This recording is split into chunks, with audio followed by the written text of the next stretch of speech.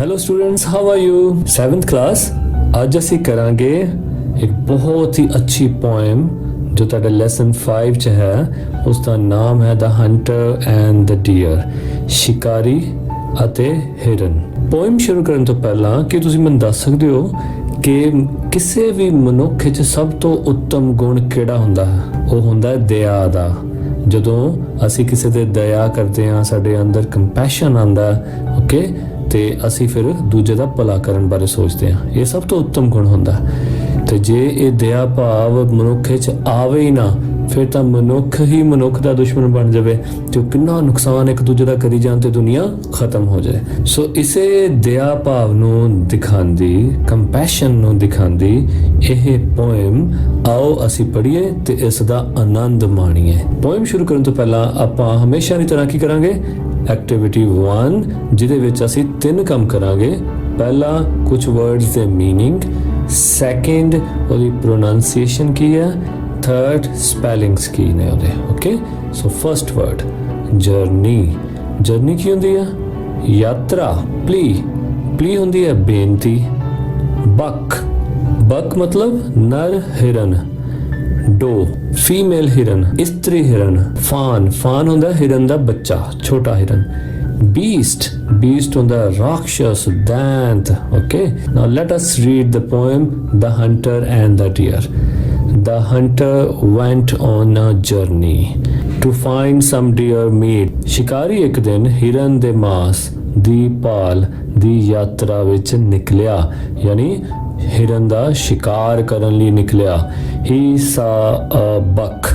ਉਸਨੇ ਇੱਕ ਨਰ ਹਿਰਨ ਦੇਖਿਆ। And looked into his eyes. ਅਤੇ ਉਸਨੇ ਉਸਦੀਆਂ ਅੱਖਾਂ ਵਿੱਚ ਦੇਖਿਆ। He saw a plea. ਉਹਨੂੰ ਮਹਿਸੂਸ ਹੋਇਆ ਕਿ ਜਿੱਦਾਂ ਉਸਦੀਆਂ ਅੱਖਾਂ ਬੇਨਤੀ ਕਰ ਰਹੀਆਂ ਹੋਣ। ਕਿਹੜੀ ਬੇਨਤੀ? The buck begging for his life. ਕਿ ਜਿੱਦਾਂ ਉਸ ਬੱਕ ਦੀਆਂ ਅੱਖਾਂ ਭੀਖ ਮੰਗ ਰਹੀਆਂ ਹੋਣ ਆਪਣੀ ਜ਼ਿੰਦਗੀ ਲਈ ਕਿ ਮੇਰੀ ਜ਼ਿੰਦਗੀ ਬਖਸ਼ ਦਿਓ। ਫਿਰ ਉਸ ਤੋਂ ਬਾਅਦ ਕੀ ਹੋਇਆ? ਡੋ ਹੁੰਦੀ ਹੈ ਇਸਤਰੀ ਹਿਰਨ। ਐਂਡ ਅ ਫਾਨ, ਅਤੇ ਹਿਰਨ ਦਾ ਬੱਚਾ। ਕੇਮ ਫਰੋਮ ਬਿਹਾਈਂਡ, ਪਿੱਛੋਂ ਕਿਤੋਂ ਆਏ। ਨੀਡਿੰਗ ਦ ਬੱਕ ਇਨ ਦੇਅਰ ਲਾਈਵਸ, ਉਹ ਦੋਨੋਂ ਚਾਹੁੰਦੇ ਸੀ ਉਸ ਬੱਕ ਨੂੰ, ਉਸ ਨਰ ਹਿਰਨ ਨੂੰ ਆਪਣੀ ਜ਼ਿੰਦਗੀ ਦੇ ਵਿੱਚ। ਸੋ ਭਾਵੇਂ ਉਹ ਹਿਰਨ ਤੇ ਉਸਦੀ ਫੈਮਿਲੀ ਦੇ ਲੋਕ ਕਹਿ ਕੁਝ ਵੀ ਨਹੀਂ ਦੇ ਸੀ, ਪਰ ਇਹ ਉਸ ਹੰਟਰ ਦੀ ਆਪਣੀ ਇੰਟਰਪ੍ਰੀਟੇਸ਼ਨ ਸੀ, ਆਪਣੀ ਟ੍ਰਾਂਸਲੇਸ਼ਨ ਸੀ ਉਸ ਸੀਨ ਦੀ ਕਿ ਸ਼ਾਇਦ ਇਹ ਜੋ ਮੈਂ ਬੱਕ ਨੂੰ ਮਾਰਨ ਆਇਆ, ਉਸ ਦੀਆਂ ਅੱਖਾਂ ਵਿੱਚ ਇੱਕ ਬੇਨਤੀ ਭਾਵ ਝਲਕ ਰਿਹਾ। ਇਹ ਜੋ ਉਸਦੇ ਫੈਮਿਲੀ ਮੈਂਬਰ ਆਏ ਨੇ, ਉਹ ਤਾਂ ਕਰਕੇ ਆਏ ਨੇ ਕਿ ਉਹ ਵੀ ਬੇਨਤੀ ਕਰ ਰਹੇ ਨੇ ਕਿ ਉਹ ਹਿਰਨ ਨੂੰ ਆਪਣੀ ਲਾਈਫ ਵਿੱਚ ਚਾਹੁੰਦੇ ਨੇ। ਸੋ ਇਹ ਸਾਰੀਆਂ ਚੀਜ਼ਾਂ ਉਸ ਹੰਟਰ ਦੇ ਦਿਮਾਗ ਵਿੱਚ ਚਲੀਆਂ ਜਦੋਂ ਉਸਨੇ ਸਾਰਾ ਸੀਨ ਦੇਖਿਆ। ਪਰ ਫਿਰ ਵੀ ਉਸਨੇ ਆਪਣੇ ਅੰਦਰ ਜਿਹੜੀ ਦਇਆ ਭਾਵਨਾ ਉਤਪੰਨ ਹੋਈ, ਉਸਨੂੰ ਦਬਾ ਲਿਆ। ਅਗਲੀ ਲਾਈਨ ਕੀ ਹੈ? ਦ ਹੰਟਰ ਨਿਊ, ਹੰਟਰ ਜਾਣਦਾ ਸੀ ਵਾਟ ਹੀ ਕੇਮ ਫॉर, ਉਹ ਕਾਹਦੇ ਵਾਸਤੇ ਆਇਆ ਸੀ। ਐਂਡ ਰੇਜ਼ਡ ਹਿਸ ਗਨ, ਅਤੇ ਉਸਨੇ ਆਪਣੀ ਗਨ ਉਠਾ ਲਈ। ਬਟ ਆਊਟ ਆਫ ਨੋਵੇਅਰ, ਪਰ ਪਤਾ ਨਹੀਂ ਕਿਧਰੋਂ, ਹੀ ਸੌ ਦ ਬਕਸ ਸਨ, ਉਸਨੇ ਬਕ ਦੇ ਸਨ ਨੂੰ ਦੇਖਿਆ ਕਿ ਉਹ ਸਾਹਮਣੇ ਆ ਗਿਆ ਹੈ। ਇਟ ਵਾਸ ਕਿਊਟ, ਉਹ ਬੜਾ ਕਿਊਟ ਸੀ, ਪਿਆਰਾ ਸੀ।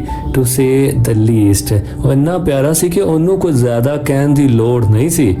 ਐਂਡ ਇਫ ਹੀ ਕਿਲਡ ਦ ਬਕ, ਤੇ ਜੇ ਹੁਣ ਵੀ ਉਹ ਉਸ ਬਕ ਨੂੰ ਮਾਰ ਦਿੰਦਾ, he would feel like a beast, ਤਾਂ ਉਸਨੂੰ ਲੱਗਣਾ ਸੀ ਕਿ ਉਹ ਕਿਸੇ ਦੈਂਤ ਜਾਂ ਰਾਖਸ਼ਸ ਤੋਂ ਘੱਟ ਨਹੀਂ ਸੀ।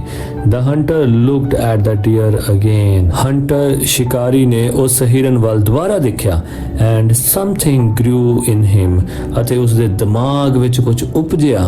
He gathered some nuts and fed the deer. ਉਸਨੇ ਕੁਝ ਨਟਸ ਯਾਨੀ ਅਖਰੋਟ, ਬਦਾਮ, ਠੀਕ ਹੈ, ਇਹ ਸਾਰਿਆਂ ਨੂੰ ਕੀ ਕਹਿੰਦੇ ਆ? ਨਟਸ। ਸੋ ਉਸਨੇ ਕੁਝ ਇਸ ਤਰ੍ਹਾਂ ਦੇ ਨਟਸ ਇਕੱਠੇ ਕੀਤੇ। ਐਂਡ ਫੈਡ ਦ ਡੀਅਰ, ਅਤੇ ਡੀਅਰ ਨੂੰ ਖਵਾਏ ਯਾਨੀ ਹਿਰਨ ਨੂੰ ਖਵਾਏ। And he felt the deer's lack of fear, ਅਤੇ ਉਸਨੂੰ ਮਹਿਸੂਸ ਹੋਇਆ ਕਿ ਹੁਣ ਉਹ ਹਿਰਨ ਡਰ ਰਹਿਤ ਹੋ ਗਿਆ ਹੈ। ਲੈਕ ਹੁੰਦਾ ਰਹਿਤ, ਕਿਸੇ ਚੀਜ਼ ਤੋਂ ਬਿਨਾ, ਕਿਸ ਚੀਜ਼ ਤੋਂ ਬਿਨਾ? ਫੀਅਰ ਤੋਂ ਬਿਨਾ। ਲੈਕ ਆਫ ਫੀਅਰ ਯਾਨੀ ਡਰ ਤੋਂ ਰਹਿਤ। ਉਸਦੇ ਚਿਹਰੇ ਤੇ ਇੱਕ ਬਹੁਤ ਵੱਡੀ ਮੁਸਕਰਾਹਟ ਆਈ। He stayed with the deer for a while, ਫਿਰ ਉਹ ਕੁਝ ਦੇਰ ਉਸ ਹਿਰਨ ਕੋਲ ਰੁਕਿਆ, ਸਟੇਡ ਹੁੰਦਾ ਠਹਿਰਿਆ, and he went home feeling great, ਤੇ ਉਹ ਆਪਣੇ ਘਰ ਬਹੁਤ ਵਧੀਆ ਫੀਲਿੰਗ ਦੇ ਨਾਲ ਚਲਾ ਗਿਆ। ਐਨੋਨਿਮਸ ਕੀ ਹੁੰਦਾ? ਅਗਿਆਤ, ਜਿਹਦੇ ਪੋਇਟ ਦਾ ਪਤਾ ਨਾ ਹੋਵੇ, ਠੀਕ ਹੈ ਵੀ ਕਿੰਨੇ ਲਿਖੀ ਆ ਉਹਨੂੰ ਕਹਿੰਦੇ ਨੇ ਅਨੋਨਿਮਸ। ਸੋ ਅਨੋਨਿਮਸ ਹੈ ਪੋਇਮ, ਇਹਦੇ ਪੋਇਟ ਦਾ ਸਾਨੂੰ ਨਹੀਂ ਪਤਾ। ਓਕੇ ਜੀ, ਬਹੁਤ ਅੱਛੀ ਪੋਇਮ ਮੈਨੂੰ ਤਾਂ ਲੱਗੀ ਤੇ ਮੈਨੂੰ ਸਿੱਖਣ ਨੂੰ ਵੀ ਬਹੁਤ ਕੁਝ ਮਿਲਿਆ ਕਿ ਸਾਨੂੰ ਦੇਖੋ ਆਪਣਾ ਬਿਹੇਵੀਅਰ ਬੜਾ ਕੰਪੈਸ਼ਨੇਟ ਰੱਖਣਾ ਚਾਹੀਦਾ ਹੈ ਸਾਰਿਆਂ ਦੇ ਨਾਲ, ਚਾਹੇ ਉਹ ਜਾਨਵਰ ਹੋਵੇ, ਚਾਹੇ ਉਹ ਵਿਅਕਤੀ ਹੋਵੇ, ਚਾਹੇ ਕੋਈ ਵੀ ਹੋਵੇ, ਛੋਟਾ ਹੋਵੇ ਵੱਡਾ ਹੋਵੇ। ਓਕੇ, ਹੁਣ ਆ ਜਾਓ ਜੀ ਐਕਟੀਵਿਟੀ ਸੈਕਿੰਡ। ਅਸੀਂ ਕੋਸ਼ਿਸ਼ ਕਰਾਂਗੇ ਕਿ ਇਹਨੂੰ ਫਾਸਟਲੀ ਥੋੜਾ ਪੜ੍ਹੀਏ ਕਿਉਂਕਿ ਇਹਦੀ ਐਕਟੀਵਿਟੀਜ਼ ਕਾਫੀ ਹਨ। ਇਸ ਨੂੰ ਮੈਂ ਕੋਸ਼ਿਸ਼ ਕਰਾਂਗਾ ਕਿ ਵੀਡੀਓ ਛੋਟੀ ਰੱਖ ਕੇ ਤੇ ਜ਼ਿਆਦਾ ਤੋਂ ਜ਼ਿਆਦਾ ਤੇ ਜਲਦੀ ਤੋਂ ਜਲਦੀ ਤੁਹਾਨੂੰ ਸਭ ਕੁਝ ਸਮਝ ਆ ਜਾਵੇ, ਇਹ ਮੇਰੀ ਕੋਸ਼ਿਸ਼ ਰਹੇਗੀ। ਆ ਜਾਓ ਵੋਕੈਬਲਰੀ ਐਕਸਪੈਂਡ ਕਰੀਏ, ਆਪਣੇ ਸ਼ਬਦ ਭੰਡਾਰ 'ਚ ਵਾਧਾ ਕਰੀਏ। Pick up words from the poem that match the rhyme of the following words। ਹੁਣ ਪੋਇਮ ਨੂੰ ਹੀ ਦੇਖੋ ਤੇ ਆ ਨੀਚੇ ਜਿਹੜੇ 5 ਵਰਡਸ ਦਿੱਤੇ ਹੋਏ ਨੇ ਇਹਨਾਂ ਦੇ ਨਾਲ ਉਹਨਾਂ ਨੂੰ ਰਾਈਮਿੰਗ ਕਰੋ। ਸੋ ਪਹਿਲਾ ਹੈ ਫਨ, ਫਨ ਦੇ ਨਾਲ ਰਾਈਮਿੰਗ ਕਿਹੜੀ ਹੋਏਗੀ? Gun, very good, GUN gun. Feast, feast ਦੇ ਨਾਲ ਕੀ ਹੋਏਗੀ? ਬੀਸਟ।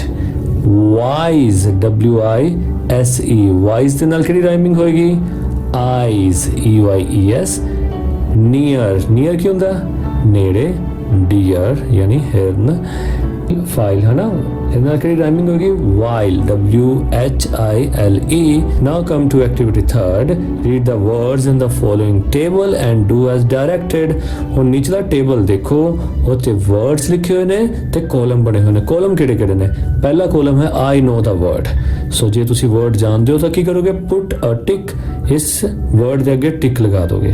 ਤੇ ਜੇ ਤੁਸੀਂ ਨਹੀਂ ਜਾਣਦੇ ਆਈ ਡੋਂਟ ਨੋ, ਤੇ ਸੈਕਿੰਡ ਕਾਲਮ ਉਹ ਬਣਿਆ ਹੋਇਆ। ਫਿਰ ਉਸ ਤੋਂ ਬਾਅਦ right the meaning if you know it. ਜਿਹਦਾ ਮੀਨਿੰਗ ਤੁਹਾਨੂੰ ਪਤਾ ਹੈ ਤਾਂ ਫਿਰ ਤੁਸੀਂ ਇੱਥੇ ਮੀਨਿੰਗ ਲਿਖੋਗੇ। ਸਭ ਤੋਂ ਪਹਿਲਾਂ ਬਕ, ਸੋ ਜੇ ਤੁਹਾਨੂੰ ਇਹਦਾ ਮਤਲਬ ਪਤਾ ਤੇ ਤੁਸੀਂ ਕੀ ਕਰੋਗੇ? ਇੱਥੇ ਟਿਕ ਲਗਾ ਦੋਗੇ। ਤੁਸੀਂ 1 ਨੰਬਰ ਵੀ ਪਾਸ ਕਰੋ ਕਿ ਮੈਨੂੰ 1 ਨੰਬਰ ਮਿਲ ਗਿਆ। ਓਕੇ, ਯੈਸ, ਬਕ ਮੀਨਸ ਨਰ ਹਿਰਨ।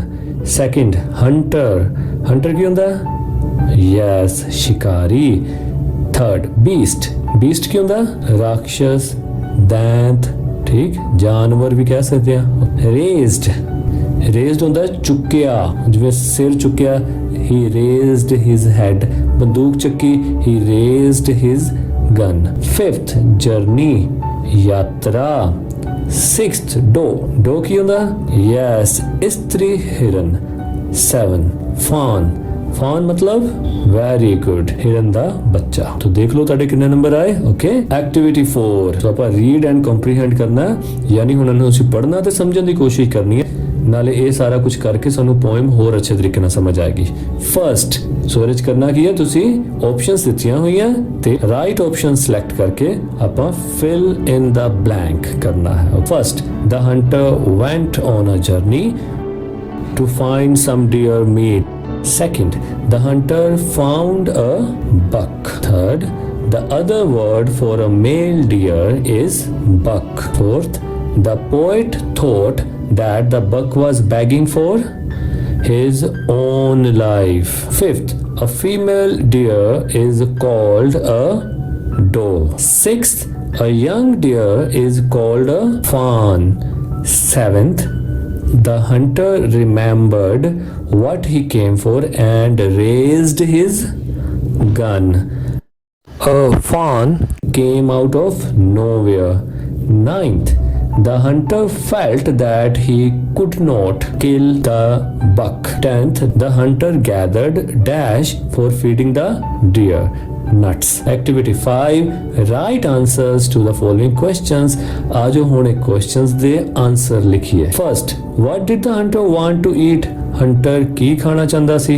The hunter wanted to eat some deer meat. Second, what did the hunter see? The hunter saw a buck. Third, why did the hunter not kill the buck? If he killed the buck, he would feel like a beast. Fourth, what did the hunter do? Hunter ने फिर की किया ਜਦੋਂ ਉਸਨੇ buck ਨੂੰ ਨਹੀਂ ਮਾਰਿਆ? The hunter gathered nuts and feed the deer. Fifth, how did the buck feel after eating nuts? ਨਰ ਹਿਰਨ ਨੇ ਕਿਸ ਤਰ੍ਹਾਂ ਫੀਲ ਕੀਤਾ ਨਟਸ ਨੂੰ ਖਾਣ ਤੋਂ ਬਾਅਦ? The buck was out of fear after eating nuts. Activity 6. Explain the following statements in your own words. ਹੁਣ ਆਪਾਂ ਨੀਚੇ 3 ਸਟੇਟਮੈਂਟਸ ਦਿੱਤੀਆਂ, ਵਾਕ ਦਿੱਤੇ ਨੇ, ਇਹਨੂੰ ਅਸੀਂ ਐਕਸਪਲੇਨ ਕਰਨਾ ਆਪਣੇ ਸ਼ਬਦਾਂ ਨਾਲ। ਮੀਨਸ ਕਿ ਤੁਸੀਂ ਆਪਣੀ ਇੰਗਲਿਸ਼ ਬਣਾਉਣੀ, ਚਾਹੇ ਗਲਤ ਬਣਾਓ ਚਾਹੇ ਠੀਕ ਬਣਾਓ, ਓਕੇ, ਪਰ ਬਣਾਉਣੀ ਤੁਸੀਂ ਆਪਣੇ ਆਪ ਹੈ। ਸੋ ਕਿਸ ਤਰ੍ਹਾਂ ਮੈਂ ਤੁਹਾਡੀ ਥੋੜੀ ਜਿਹੀ ਹੈਲਪ ਕਰ ਦੇਣਾ, ਪਰ ਕੋਸ਼ਿਸ਼ ਕਰਨਾ ਤੁਸੀਂ ਆਪਣੇ ਆਪ ਇਹਨੂੰ ਐਕਸਪਲੇਨ ਕਰ ਸਕੋ। ਜਿਵੇਂ ਫਰਸਟ ਹੈ, ਐਂਡ ਇਫ ਹੀ ਕਿਲਡ ਦ ਬਕ he would feel like a beast.